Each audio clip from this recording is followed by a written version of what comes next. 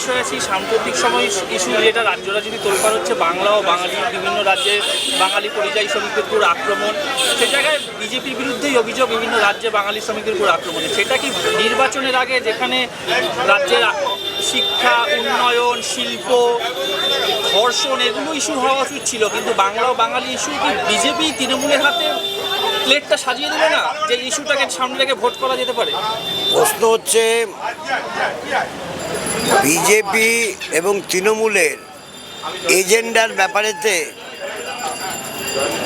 নির্দিষ্টভাবে বক্তব্য এক জায়গা থেকেই আসে, অর্থাৎ কোনটা মুখ্য এজেন্ডা হবে সেটা একটা জায়গা থেকেই বিজেপিকে বলে, সেই জায়গা থেকেই আবার টিএমসিকে বলে। ফলে বিষয় নির্বাচন করা জানিয়ে হইচই করবে, সেই নির্বাচন করার প্রশ্নটা কিন্তু মানে রাষ্ট্রীয় স্বয়ংসেবক সংঘের তত্ত্বাবধানে পরিচালিত হয়, তারাই ঠিক করে দেয়।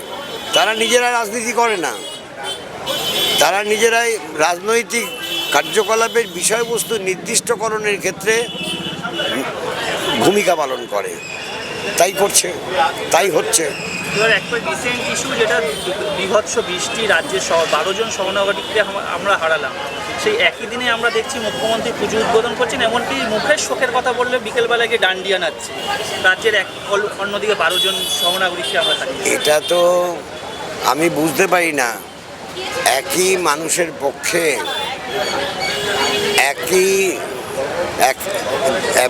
সকালবেলা একরকম, দুপুরবেলা একরকম, বিকেলবেলা আরেক রকম, সন্ধ্যেবেলা ভিন্ন রকম, এরকম কি করে হয় এটা আমি জানি না।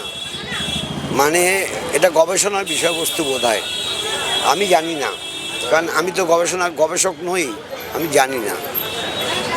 সহনাগরিক যারা চলে গেছেন তাদের শোকে সব বন্ধ করে দেওয়া উচিত ছিল।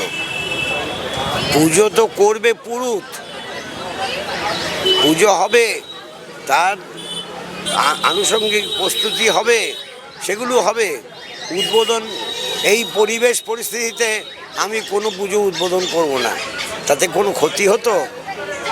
তাতে কোনো মানুষ ক্ষেপে যেত?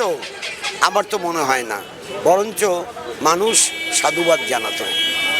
এতগুলো সহনাগরিক মারা গেছে, তাই আমি শোকাহত, আমি কোনো পুজো উদ্বোধন করব না, এটা হলে ভালো হতো।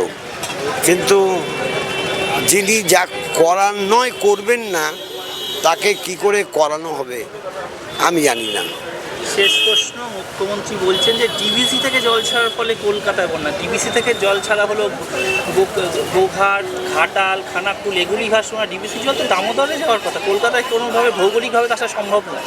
তো সম্ভব নয়, যা সম্ভব নয় তা তো বলে দেন উনি। ওনার যখন কেউ কিছু ব্রিফ করে সেটাকে নিয়েই উনি চলেন। এটা যারা রং ব্রিফ করেছে তারা দায়ী, শুধু এটাই বলতে পারবো না, ওনারও পরখ করে দেখা উচিত ছিল কী করে ডিবিসির জল কলকাতায় আসবে, এটা ওনার দেখা উচিত ছিল। আমি তো আজকে বলতে যে বলে ফেললাম যে আমার তো মনে আছে 1950 সালের ঘটনা।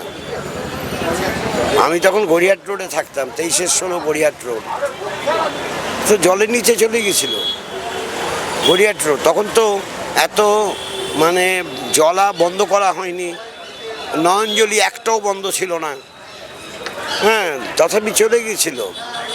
তাতে স্বীকার করে নেওয়া ভালো, স্বীকার না করে এটা এর জন্য হয়েছে, ওর জন্য হয়েছে, প্রথমেই বলে দিলেন এই সহনাগরিক যে মারা গেছে এটা সিএসসির জন্য হয়েছে।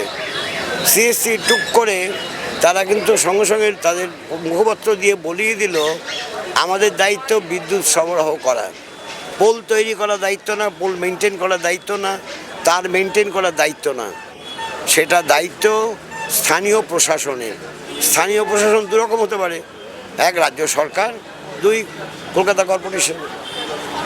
তাহলে নিজেদের দায় দায়িত্ব কাঁধ থেকে সরিয়ে ফেলার জন্য এইভাবে বলা, আর মানুষকে বোকা বানানোর চেষ্টা এত করছেন কেন? মানুষকে এতই বোকা, কিচ্ছু বোঝে না? তা তো বোধ হয় না, মানুষ এত বোকা না। একেবারে শেষ প্রশ্ন, 8-10 মাসও বাকি নেই নির্বাচনে।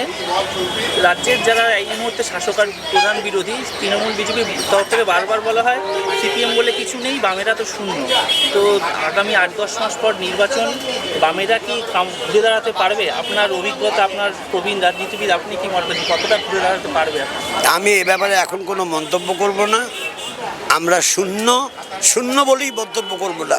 শূন্য শূন্য শূন্য, কিন্তু শূন্যই আপনারা তো মানুষের পাশে শূন্য আছেন, বিভিন্ন ইস্যুতে পাশে শূন্য দাঁড়াচ্ছেন। শূন্য শূন্য থাকলেও আগামী দিনে শূন্য থাকবে না।